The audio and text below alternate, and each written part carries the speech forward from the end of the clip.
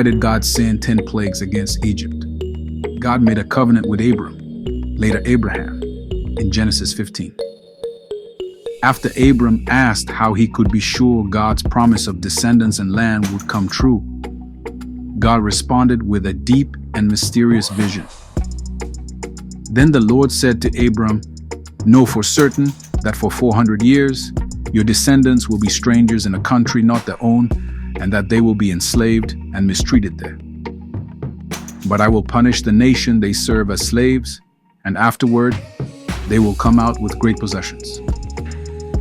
Genesis 15, 13, 14. God told Abraham in advance. His descendants would be enslaved in a foreign land, Egypt. It would last 400 years. God would judge the nation that enslaved them. His people would leave, richly blessed. And centuries later, during the Exodus, every single word came true. It had been years, decades, generations. Chains had become part of their identity. Whips, normal, death, expected. But that night was different.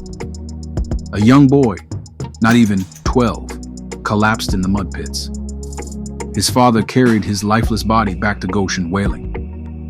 That wail ignited something deep in them all. It spread like wildfire from tent to tent.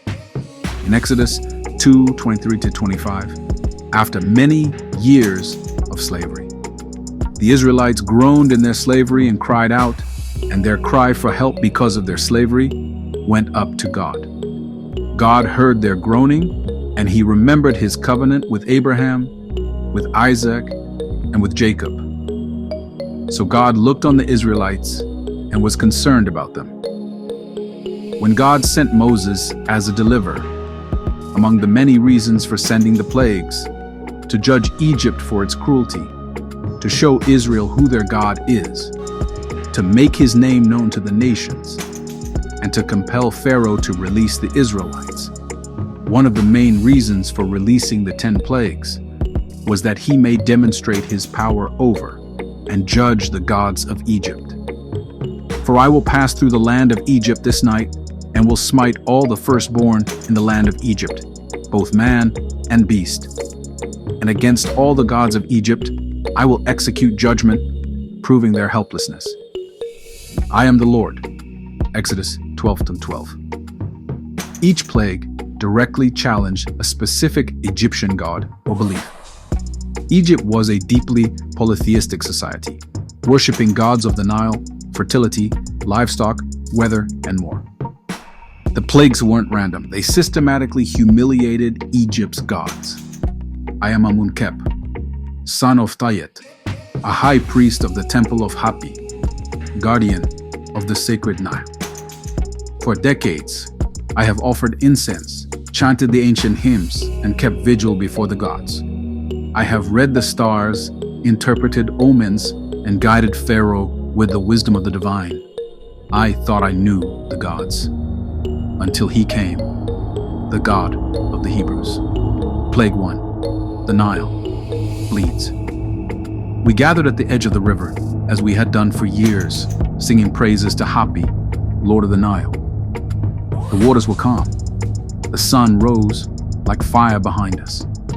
Then Moses came, the Hebrew, with nothing but a staff and a warning. "Let my people go." Pharaoh scoffed. We scoffed. Who was this desert wanderer? But when Moses struck the river with his staff, the waters turned to blood, thick, red, and reeking. Fish floated to the surface, belly up. Women wept as the water turned foul. No Egyptian could drink from it.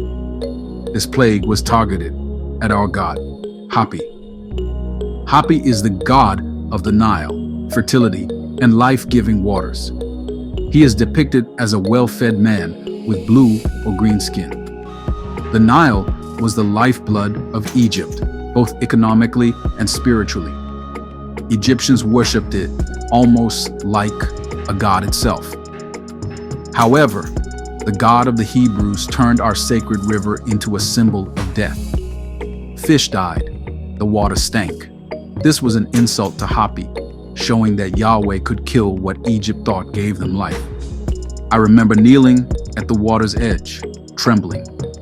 I whispered to Hapi for answers, but he gave none. Plague 2, frogs. A week passed. We began ritual purifications. We thought Hapi was angry. Then came the frogs, not just a few. They boiled out of the Nile like a green tide, into the temples, the beds, the food jars, kitchens, even ovens. Heket, the frog-headed goddess of fertility, childbirth, and resurrection, was supposed to govern the frogs. We dared not kill them. They were sacred.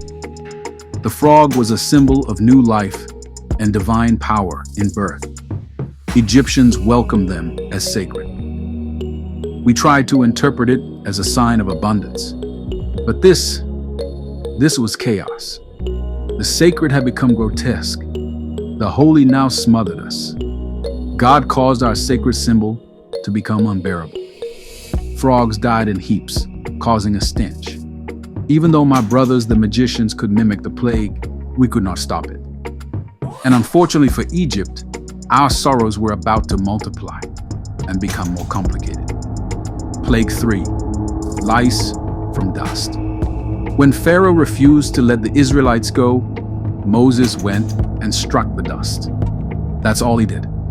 And suddenly, the dust crawled, tiny insects rising like smoke, lice or gnats. They covered our skins, crept into eyes, ears, nostrils. We, the priests, were unclean. We could not serve in the temples. I fell to my knees and cried to Geb, god of the earth and soil, considered the father of snakes. But the dust only answered with more vermin. We believed that the earth was sacred. The dust under our feet was the domain of Geb. Jehovah used the very dust of Geb's domain to produce torment. Even the royal magicians looked to me in fear. This is the finger of a god, they whispered. No, not a god, the god. Plague 4, flies. We couldn't breathe. Flies blackened the skies, buzzed like 1,000 curses in our ears. Offerings rotted before we could lay them down. Massive swarms of flies filled the houses and land, corrupting everything. Khepri, lord of beetles and morning sun, was silent.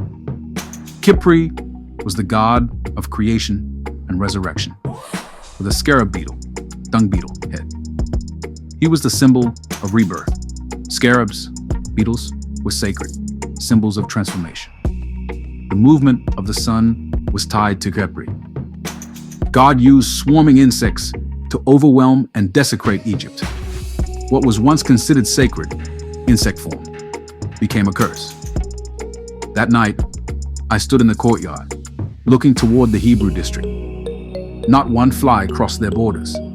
We were priests. We knew spells to protect homes from spirits, invocations to drive out pestilence. We recited them over and over. Nothing worked.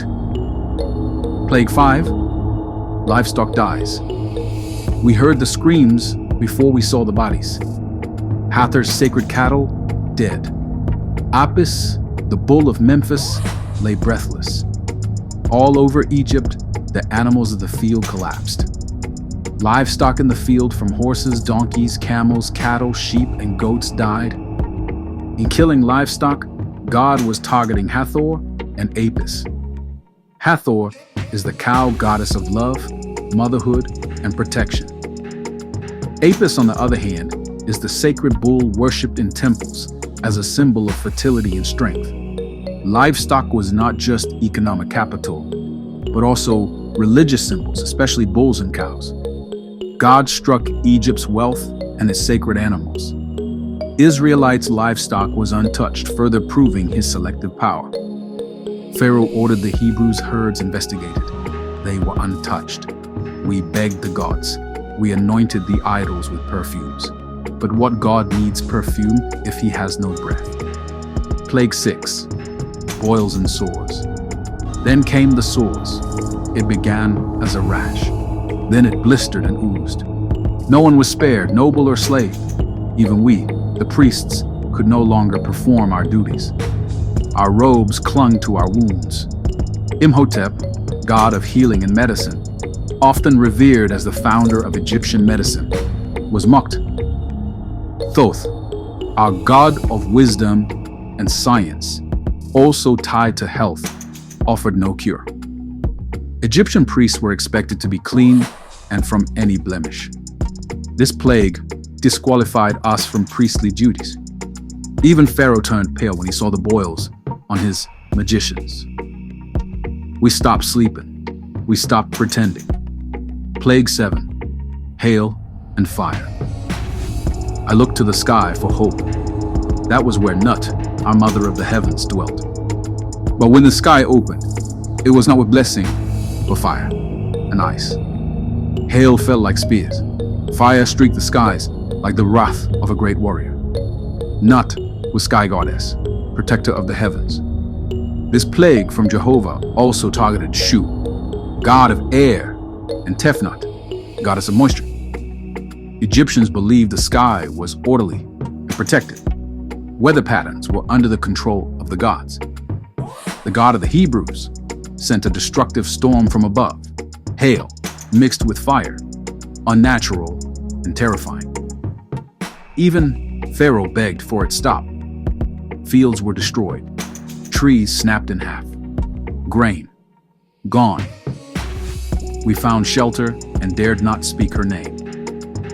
If Nut was real, she had fled. Plague 8, locusts. I thought it could get no worse. But the next morning, the locusts came, swarms, endless. They devoured what the hail had spared.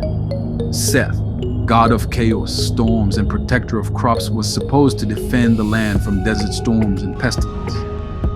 Agriculture was Egypt's strength. Grain was tied to survival and economy. Jehovah showed us that even Seth, god of storms and fertility, could not protect Egypt's food sources from him. I stood in the temple, screaming at a statue, "Defend your land!" But stone cannot hear. Plague 9, darkness. 3 days. That's how long the sun did not rise. Darkness so thick it could be felt. Ra, our father, our light, gone. His eye was closed. The land was cloaked in a darkness so thick it choked us. Ra is the supreme god, was the top of the Egyptian pantheon. Pharaoh himself was seen as the son of Ra. God turned the symbol of Egyptian supremacy into utter helplessness. Yahweh, the god of light, withheld it, proving even Ra was powerless before him. Fires would not light. Torches gave no comfort. Time stopped. We sat in it, in the stillness, in fear. Only in Goshen, where the Hebrews lived, there was light. I wept. I, Amun-Khep, high priest of Ra, wept like a child. Plague 10, death of the firstborn. Then the final plague. We felt it before it happened. A presence, cold, unstoppable. And then, the cries. From the palace to the prison, from rich to poor. Every firstborn male died that night, except in Goshen, where they had marked their doors with blood. Even Pharaoh's son died. Isis, mother of magic, life, motherhood, and protectress of children, was silent. She too had been defeated. This was the ultimate blow. Yahweh entered the homes of Egyptians and struck where it hurt most. That morning, Pharaoh called for Moses, and with a voice like ashes, he said, "Go." Even Pharaoh's heir, who was to inherit divinity, could not be protected. This plague broke Pharaoh's will. It also revealed the power of the Passover blood. Only those under God's covenant were spared. Afterward, I left the temple that night. I, Amun-Khep, once a priest of gods that did not answer, walked into the desert. I had spent my life before altars of silence. But the God of the Hebrews, he speaks, he acts. He is no idol. And though I am Egyptian, my heart trembles at his name, Yahweh. Each plague wasn't just a punishment. It was a spiritual showdown between Yahweh, the God of Israel, and the false gods of Egypt. The message was clear. I am the Lord, and there is no other. Apart from me, there is no God. Isaiah 45:5. God's goal was not only to free his people, but to reveal his name to Egypt and the world. By the time the Israelites left Egypt, the entire religious system of Egypt lay in ruins. No God of theirs could stand. Thanks for watching. God bless you.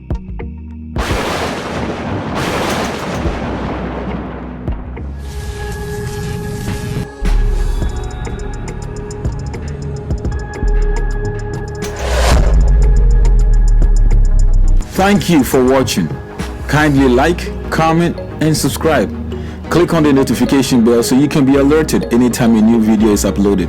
And please, don't forget, share and be a blessing to someone. God richly bless you. Shalom.